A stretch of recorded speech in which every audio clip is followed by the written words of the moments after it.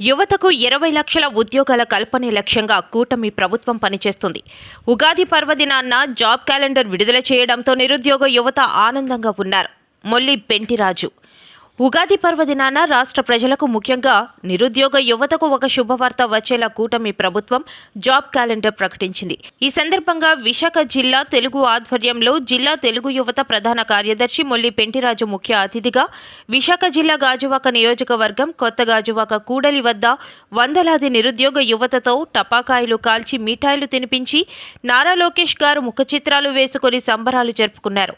ఈ సందర్భంగా మొల్లి పెంటిరాజు గారు మాట్లాడుతూ ఇప్పటికే 20 నెలల్లోనే 6,28,347 ఉద్యోగాలను యువతకు అందించడం జరిగింది. వీటితో పాటు 23 లక్షల కోట్ల రూపాయల పెట్టుబడితో 25 లక్షల ఉద్యోగ అవకాశాలు సృష్టించే కంపెనీలతో కూటమి ప్రభుత్వం ఒప్పందం చేసుకోవడం జరిగింది. పరాభవనామ సంవత్సరం కానుక భారీగా ఉద్యోగ కల్పనకు శ్రీకారం చుట్టింది. రాష్ట్రంలోని యువతకు బంగారు భవిష్యత్ అందించేందుకు జాబ్ క్యాలెండర్ ప్రకటించింది. జాబ్ క్యాలెండర్లో ప్రధానంగా విద్య, పోలీస్ శాఖలకు పెద్దపీట వేయడం జరిగింది. కూటమి ప్రభుత్వం అధికారంలోకి వచ్చిన వెంటనే మెగా డిఎస్సి ప్రకటించి భారీగా టీచర్ పోస్టులను భర్తీ చేసి నేడు మరోసారి డిఎస్సిని జూనియర్ లెక్చరర్ పోస్టుల కోసం 3,000 ఖాళీలను కేటాయించింది.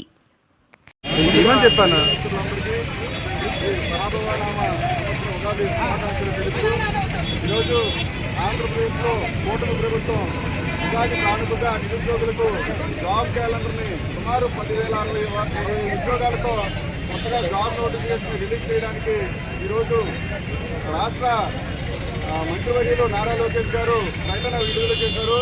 నిజంగా మా అందరికీ నిరుద్యోగ యువత అందరికీ ఈరోజు రాష్ట్రంలో చాలా ఆనందంగా ఉంది. ఏదైతే కూటమి ప్రభుత్వం అధికారంలో రావడానికి ఎన్నికల హామీ ఇచ్చినటువంటి జాబ్ క్యాలెండర్ ప్రతి ఏటా ఏదైతే తన మాట ఉందో నిలబెట్టుకుంటూ తోచా తప్పకుండా నిరుద్యోగులకు మోసం చేయకుండా ఈ నోటిఫికేషన్ని కొనం తప్పకుండా రిలీజ్ చేయడం ముఖ్యంగా మీ అందరం ఈరోజు యువత తరఫున అభినందనలు తెలియజేసుకుంటున్న కూటమి ప్రభుత్వానికి.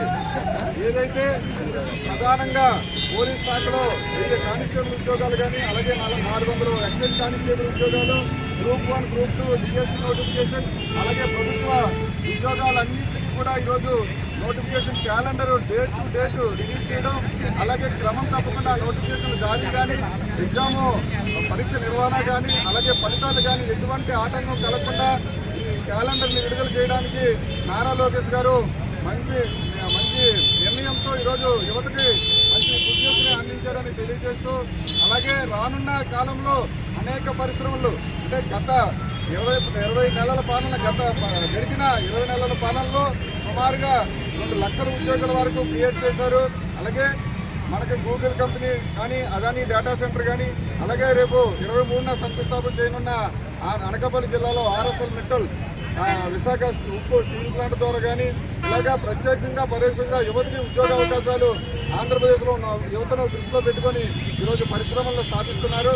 అలాగే యువత కూడా అందరూ కూడా ఆలోచిస్తున్నారు. ఈరోజు కూటమి ప్రభుత్వ పరిపాలన చక్కగా ఉందని పరిశ్రమల కోసం ముఖ్యమంత్రి నారా చంద్రబాబు నాయుడు గారు కానీ అలాగే ఉప ముఖ్యమంత్రి వర్యులు పవన్ కళ్యాణ్ గారు కానీ అలాగే విద్యాశాఖ మంత్రి వర్యులు నారా లోకేష్ గారు కానీ విదేశాల్లో తిరుగుతూ మన రాష్ట్రానికి పరిశ్రమలు తీసుకొచ్చేలా పలు విధానాలను సృష్టించి మన రాష్ట్రానికి అవసరమయ్యే అవకాశాలన్నింటినీ ఈరోజు యువతకు అందించి పరిశ్రమలు తీసుకొచ్చడంలో కృషి చేస్తున్నారు. దీని అందరికీ మేము కూడా యువత తరఫున అభినందనలు తెలియజేసుకుంటూ, గత ప్రభుత్వం వైఎస్ఆర్సీ ప్రభుత్వం ఏదైతే గతంలో జాబ్ క్యాలెండర్ని యువతను మోసం చేసి ఇక్కడ రాష్ట్రంలోని యువత మన రాష్ట్రాల్లో ఉద్యోగాల అవకాశాలు లేక వేరే రాష్ట్రాలకు వెళ్తుంది. కానీ ప్రస్తుతం ఇతర రాష్ట్రాల యువత కూడా మన రాష్ట్రం వైపు చూస్తున్నారు. ఎందుకంటే ఈ రాష్ట్రంలో పరిశ్రమలు వస్తున్నాయి, అనేక అవకాశాలు కల్పిస్తున్నాయని రాష్ట్ర ప్రభుత్వం చక్కగా పనిచేస్తుందని దేశంలోనే పరిశ్రమల పెట్టుబడుల విషయంలో నెంబర్ 1గా ఆంధ్రప్రదేశ్ రాష్ట్రాన్ని నారా చంద్రబాబు నాయుడు గారు తీర్చిదిద్దడం, యువతను ముఖ్యంగా అపార సంపదైన యువతను ముఖ్యంగా ముందును దృష్టిలో పెట్టుకొని వీటి మీద జాబ్ క్యాలెండర్ విషయంలో కూడా నిర్ణయాలు తీసుకోవడం చాలా ఆనందంగా ఉందని తెలియజేస్తూ, త్వరలోనే మన గాజువాక నియోజకవర్గ ఎమ్మెల్యే తెలుగుదేశం పార్టీ రాష్ట్ర అధ్యక్షుడు పల్లా శ్రీనివాసరావు కూడా స్టీల్ ప్లాంట్ విషయంలో కూడా నియామకాలను చేపట్టేలా అక్కడున్న నిర్వాసితులకు ఆర్కార్డు కలిగిన నిర్వాసితులకు కూడా ఉద్యోగాలు వచ్చేలా అతను కృషి చేస్తున్నారు. త్వరలోనే నిరుద్యోగ నిర్వాసిత యువకులు కూడా గుడ్ న్యూస్ వింటారని, ఏదైతే స్టీల్ ప్లాంట్ కూడా నోటిఫికేషన్ రిలీజ్ చేసి చేసేలా చర్యలు తీసుకుంటున్నారని మీ అందరికీ మీడియా ద్వారా తెలియజేస్తున్నాం.